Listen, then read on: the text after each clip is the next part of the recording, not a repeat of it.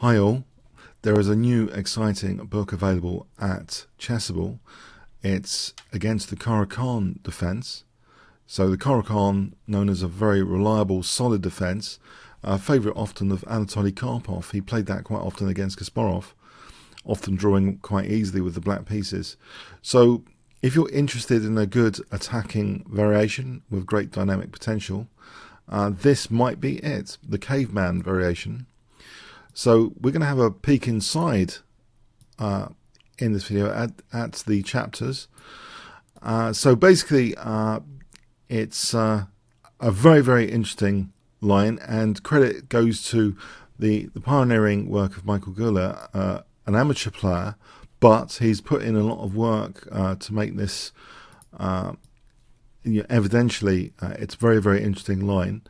I believe I've seen certain IMs play this in Blitz. For example, Chess Explained, I'm pretty sure he's mentioned this line to me, and I've seen some of his games with very, very good results. So let's have a look at this. So what is the Caveman variation? Let's have a look here. We'll click here, not train on it, but we'll just click and go through it. So you play e4, the dreaded Caro-Kann, d4, d5, and you play the advanced variation e5, bishop f5, and now h4. So this is interesting. Nigel Short popularized knight f3 and then bishop e2, not bishop d3, because sometimes strategically black's very comfortable after that, but h4 is a viable alternative to knight f3. So black plays h5, and now bishop g5, which inhibits development, natural developments of that e pawn. It creates a weakness of the last move. It's neglecting b2. So it's kind of encouraging black to play in a logical manner to exploit that kind of neglect of b2. So black often does play queen b6. This is highly plausible. And now a very dynamic move, bishop d3 hitting f5 but offering b2. So say black takes that on d3, you play queen takes, and then there's queen takes b2. And here this super dynamic aggressive move, just offering an entire rook, e6. It's a dislocating move as well. It's kind of breaking the communication of the black position. And I've often played this kind of central pawn wedge, central gambit here to dislocate with great effect, especially on the faster time controls. So it is my type of move, sacrificing a rook. So very, very dynamic idea is being explored here. Yes, as they say, a huge spanner in the works of the black king side. So black has to take into account white can displace the king with e takes f7. But on taking, this bishop is pretty miserable. So there's kind of a high-level containment motive to contain black's pieces, a containment kind of sacrifice. So very, very interesting. That's the basic concept. Sacking an entire rook and this dislocating e6 pawn move. Let's go back to the chapters and have a peek inside at the main line, the goriness of the main line. So queen b6, so take on b2, you play e6, they say they take on a1. The key move here is queen b3. So that hits b7 and keeps a lid on the queen, but not d4. The queen's allowed to take on d4, but if you're getting b7, because you're about to trap the queen, they can't do both defending b7 and avoiding the queen being trapped. So say queen takes d4, so the queen won't be trapped. Then you take on b7, so you, this is just very, very interesting position with this dislocation e6. It seems very, very logical to me. F takes e6, bishop e3. Yeah, that means that the defensive resource queen b6 is unavailable after you take the rook. You don't want queen b6 because that's kind of trapping your queen and hitting b1. So we have queen a4 as a game reference here, which was queen a1, knight f3. Let's have a quick look at that. Queen a1, knight f3, king f7, white castles, and the a rook next with a winning position there. So say queen a4, queen takes, check, and then the queen goes back, this position, you can see that white has much better development.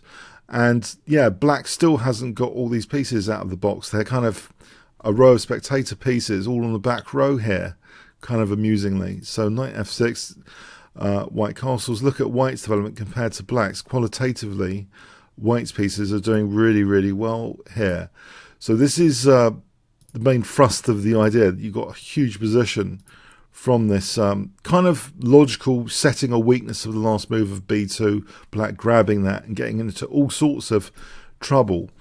But yeah, I'm pretty sure Chess Explained has played this in blitz with great success. And he was like experimenting, I think, to find this. So I think this has been played yeah, by high level players in blitz for sure. Let's see, the Caveman accepted this variation. So bishop f5. Okay, so we have queen takes b2 here. Now this, instead of taking on d3, so queen takes b2, taking on on f5, e6, knight d2. This is dubious, because if black's not winning the exchange, black's going to get a kind of wrecked pawn structure. So that's going to be good, and also you've got a tempo gain on the queen against b7 anyway. So that's not particularly clever. So let's say let's have a look at this. It's not particularly great for black. So e5. Look at this line, bishop g5. So taking on b2. Sorry, taking on b2, g6 here. Bishop c8. And this is very, very nice. You're gaining a tempo again against the queen. So that's another element of this. A lot of tempo gaining against the queen. This line, let's have a look. So bishop g5, bishop d3, taking on a1. So this is the exchange sack line. So you get this dislocating e6 move in again. And you can see that f8 bishop is a real problem piece, and all of black's pieces are on the back row basically. So this is a pretty amazing line to try and aim for, pretty big advantage. So this move threatens knight g5 and also bishop c3. So taking there, d takes, and then that wins material on e5, for example. And then h5 is loose. So yeah, it's nice descriptions here of what to do after that. So yeah, that looks like big trouble. Let's have a look at the chapters again. Let's peek in the chapters. So accepted here with queen takes d4. Let's have a look at this. So e4. Okay, we have this advance, then h4, bishop g5, bishop d3. Queen takes d4 here. Knight f3, encouraging to take on b2. Bishop takes, so exchange sack. e6, but look at white's pieces compared to black's. This looks extremely dynamic and aggressive. The king in the center here in this line. Yep, black's got king safety and developmental issues here. And also, of course, gaining tempo on the queen all the time. So this looks really good for white. This looks like a great blitz weapon indeed. Let's peek in another sample line here. So there's lots of lines to investigate. This one, let's see what's been mentioned here. So quite deep here. Queen g4, not trying to be too greedy with b2. But yeah, c4 trying to break down white's center a bit, black's center a bit. Gaining tempo on the queen.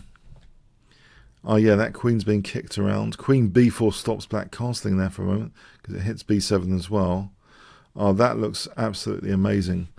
So there's bishop takes b6 and rook takes a7 being threatened in this position. Yeah, these lines look pretty amazing over here. Let's go to the chapters again. Caveman with h6. Okay, so let's have a look at this. So we have this sequence with h6. All right, instead of h5, because h5 does give up that g5 square. So it's got that perk over h5. Let's see. So g4. Okay. On bishop d7. Yeah, any move like bishop h7, there's the idea of e6 sometimes. That's really, really dangerous. So bishop d7, knight c3, e6, bishop e3. Okay, then knight g e2, queen d2, f4. So yes, this is maintaining a central pawn wedge, central space, and contesting that d4 square. And h5 kind of seals black's kingside a bit. So you've got plans like this as the arrows show. Knight e2 to d4 to keep a lid on the bishop. Rook h3, that rook could be using the further ranking castle queenside. It looks like a very, very promising position indeed. So this h6, let's have a look at another sample of h6. So all of these are totally testable, of course. I'm just trying to get a feel for the ideas, but it makes it easy to test in this interactive format. So the Botvinnik Karl's Gambit, let's have a quick look at that. What's that about? So c5 immediately is kind of annoying. So knight e2, this is a very, very interesting recommendation, knight e2. So it does look a little bit strange, but it preserves that f pawn to be used, which could help e5 sometimes. So say knight c6, c3. So it looks like d takes, really interesting. So b4, so using that d4 square for the knight, and now that bishop's there and closed off, this diagonal is more sensitive now. And in fact, this check is pretty annoying. And with the f pawn perk, this is really dangerous for f5. So white's breaking down also black's pawn structure and still has got nice blockade opportunity on d4 here. So this looks really, really interesting. Let's have a look at that again, another sample here. So yeah, it's gone into great detail in all these variations. Let's just take a peek at this. So bishop g4. Okay, you get the light square bishop without a counterpart here. And then, yeah, reinforce e5. A bit of a concern with the blockade square, but I think we can just kick that at some point, or challenge f5, or even take it as this shows. Then h5 will be weak. Otherwise, d5 would have been weak. So it's either d5 or h5 being weak. So you've got a great position here. Black can't really defend that there, that h pawn. So yeah, there is a kind of downside for black getting that knight on f5 there shown. Yeah, this looks, let's have a look at this with 4e6. So this looks like black's trying to play just like a French defense. So playing like this looks like it preserves the thematic idea of f4, f5 to try and undermine black's pawn chain. So taking on there, often giving up the dark square bishop, as we've seen from Leela chess games, you get a light square play. So I think there will be strong light square play here to celebrate, and also potentially later f4, f5 as well. So yeah, that looks pretty interesting as well. Let's go back to the chapters. So there's some model games here as well. I'll try and play this in Blitz maybe at some point, maybe on some of my streams like the one on Sunday. So yeah, this is a really, really interesting line. Let's see if I can actually demonstrate its use pretty soon as well. So it is up my street, my cup of tea, this kind of attacking chess, especially for Blitz, for surprise weapons like this. It's just really interesting. So check here. Okay, then yeah, we've seen this is pursuing what we've seen alluded to earlier. So bishop takes a7. Then you can see that black is having to spend a lot of time getting this bishop out, and now you can just crash through, it seems, on the queen sides. Okay, knight g5 hitting e6. So again, black's not having an easy time of things. That's winning an exchange there. So that's pretty cool. Let's have a look at model games. So there's some model games. There's a Kasparov game as well, probably some inspiration for some of the ideas. Has some of the flavors of some of the variations covered. So this is a really interesting Kasparov game with the knight e2 idea. I think that inspires the knight e2 concept of using the f pawn later. Sometimes, okay, g4. No, it's slightly different actually. Bishop e3, bishop d3. So Kasparov is playing very aggressively here. And then we have black having some problems on the queen side. Okay. The rook's not connected here. That pin looks nasty. Knight f6. There's a really nice finish to this game coming up. Can you see white play here? Don't peek on the right. Okay, 5 seconds. Kasparov to play here. Bang. Rook takes c8. It takes away the defensive resource, knight e7. So if queen takes, there's queen a3, kind of mating because the knight's covering escape squares. So there's some crushing model games to check out, which I believe inspires some of the variations, mention some of the ideas. Let's have a look at the first inspirational game as well. So this is more directly in variation with e6. So taking on a1, queen b3, key move.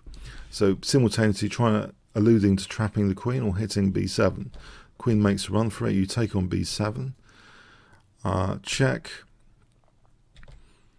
Then, yeah, black's got some dislocation issues. And then you've got time to sort of, whilst black's trying to develop this bishop, you potentially crash down the queen side and play knight g5 as well. So we've kind of seen that a little bit.